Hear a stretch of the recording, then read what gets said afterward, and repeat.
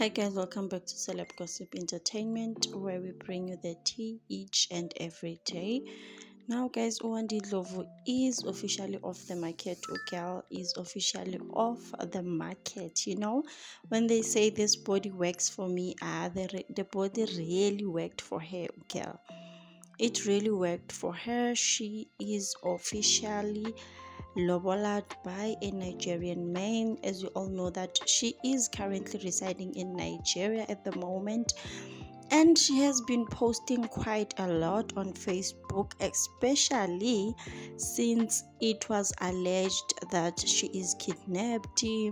She is not even kidnapped, she is held hostage because she owes people money for the BBLs, and stuff.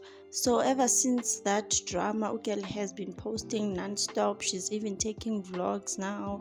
She is posting her man, hiding the face and stuff. It's like she is trying to prove a point that she is happy, but you never know. Maybe Vele she is happy, like 100% happy.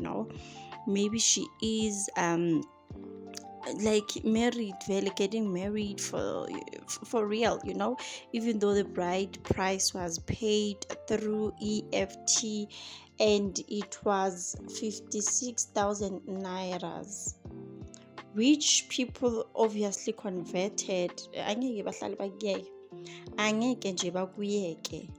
People converted this amount, kwatholakala ke ukubana it is less than 700 guys.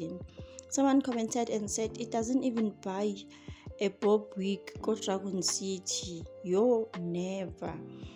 And then also someone commented and said that's less than 700 rand.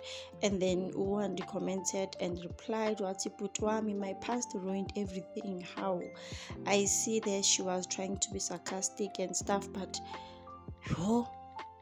hayibo, bride price ibhadalwa njengama-EFT guys.